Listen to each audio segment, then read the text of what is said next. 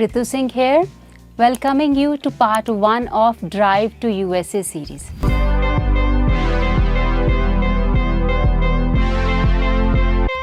इस सीरीज़ में हम आपके यूएसए कॉलेज या यूनिवर्सिटी में एडमिशन से लेके वीज़ा स्टैम्प होने तक सब स्टेप्स की बात करेंगे.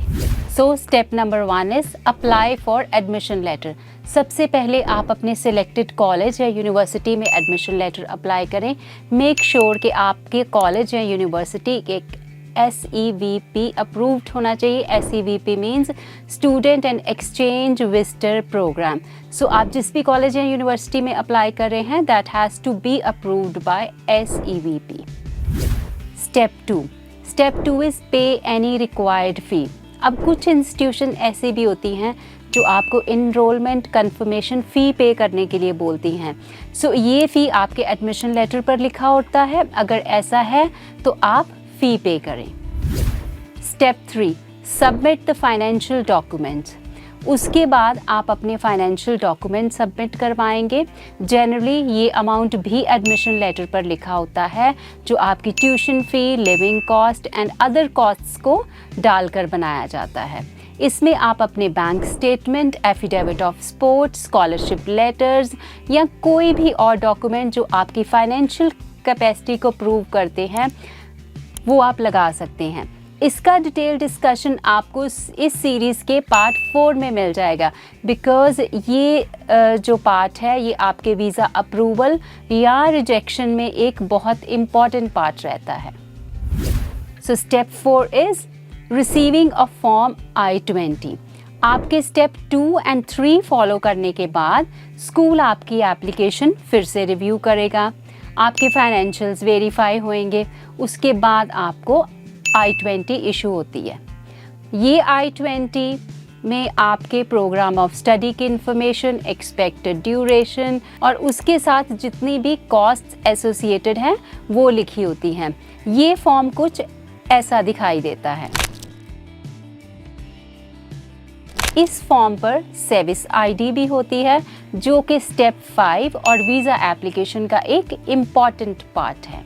अब I-20 अप्लाई करने के लिए एक कॉम्प्रिहेंसिव लिस्ट आपको इस सीरीज़ की पार्ट 2 में मिल जाएगी. So keep following the series. Step 5, पे सर्विस फ़ी. अब आपकी I-20 आने के बाद आपको अपनी सर्विस I-901 फॉर्म के लिए फ़ी पे करनी है.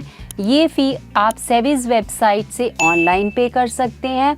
आपको इस फ़ी पे करने के लिए सर्विस ID की ज़रूरत होती है जो कि आपके फॉर्म I-20 पर होती है.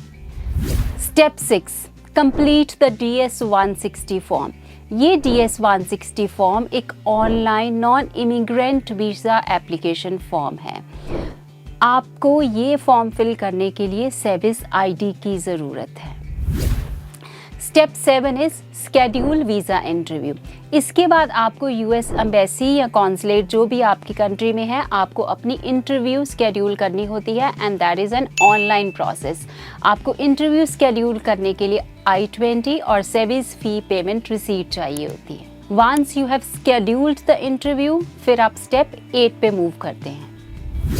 सो step 8 is prepare visa supporting documents. अब आपको एम्बेसी जाने के लिए जब आपने इंटरव्यू के लिए अपीयर होने के लिए जाना है तो आप अपने सारे डॉक्यूमेंट्स गैदर करेंगे जिसमें आपका I-20, सर्विस फ़ी payment receipt, DS-160 confirmation page, passport, financial document और बहुत सारा supporting material.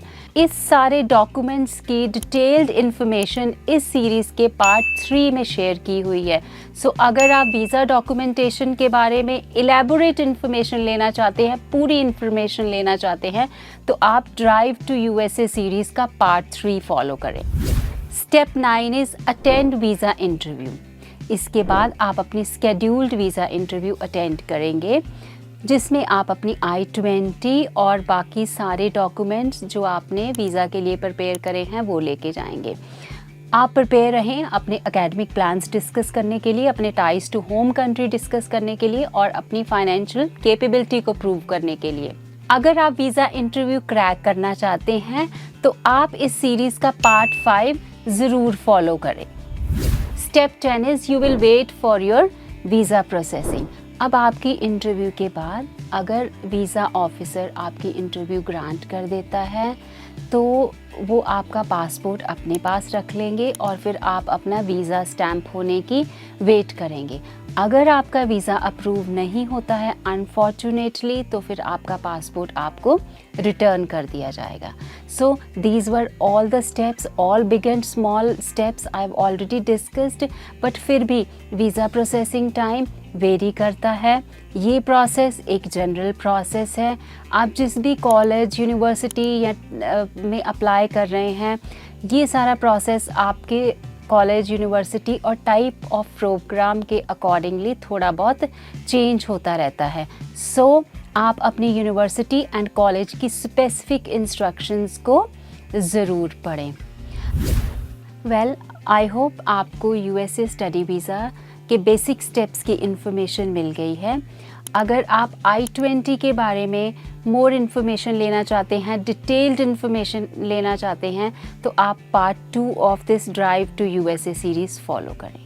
Thank you very much.